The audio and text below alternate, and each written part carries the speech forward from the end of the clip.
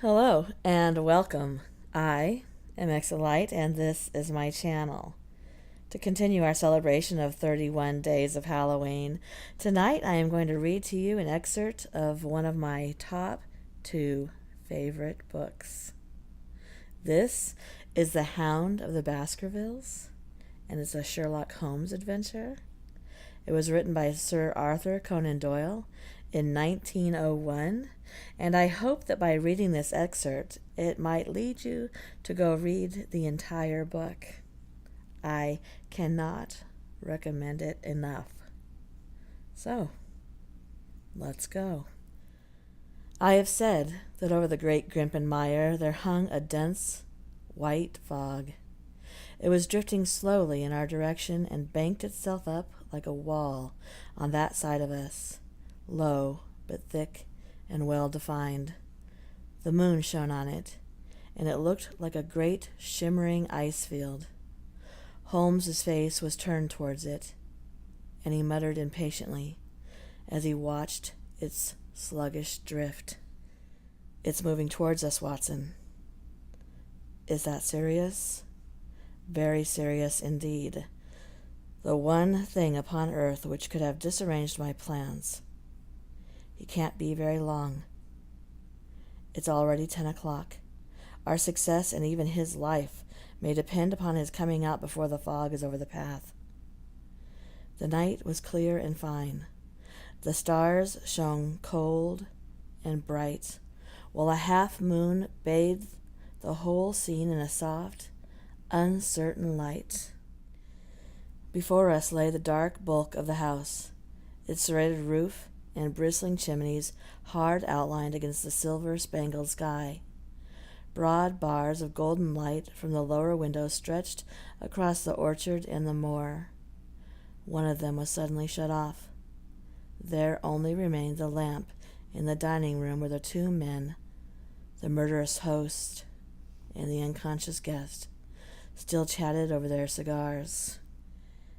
Every minute that white, woolly plain that covered one half of the moor was drifting closer and closer to the house. Already the first thin wisps of it were curling across the golden square of the lighted window. The farther wall of the orchard was already invisible, and the trees were standing out of a swirl of white vapor.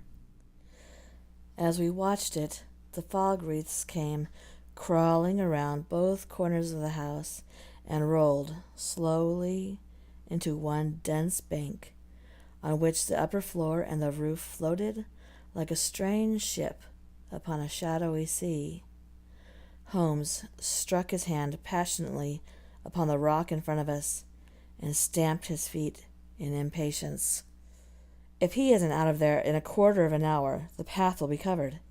In a half an hour, we won't be able to see our own hands." "Shall we move farther back upon higher ground?" "Yes, I think it would be as well." So, as the fog bank flowed onward, we fell back before it until we were half a mile from the house, our footsteps crunching in the remains of the snow, and still that dense white sea, with the moon silvering its upper edge, swept on. "We are going too far," said Holmes. "We dare not take the chance of him being overtaken before he can reach us. At all costs, we must hold our ground where we are." He dropped on his knees and clapped his ear on the ground. "Thank God. I think that I hear him coming." A sound of quick footsteps broke the silence of the moor. Crouching among the stones, we stared intently at the silver-tipped bank in front of us.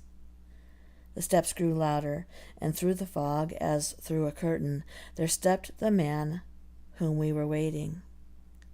He looked round him in surprise as he emerged into the clear, starlit night.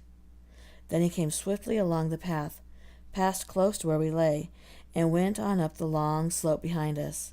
As he walked, he glanced continually over either shoulder, like a man who is ill at ease. "Hist!" cried Holmes, and I heard the sharp click of a cocking pistol. "Look out! It's coming!" There was a thin, crisp, continuous patter from somewhere in the heart of that crawling bank.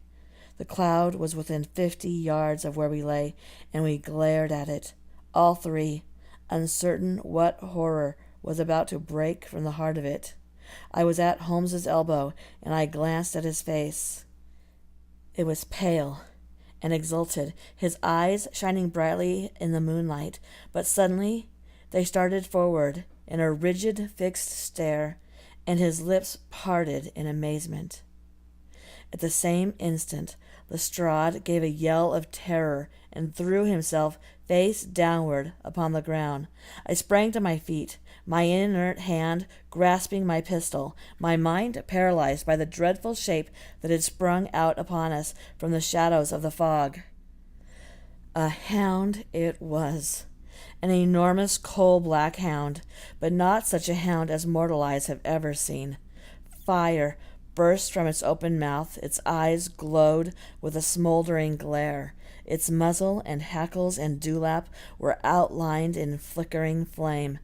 Never could anything more savage, more hellish be conceived than that dark form and savage face which broke upon us out of the wall of fog.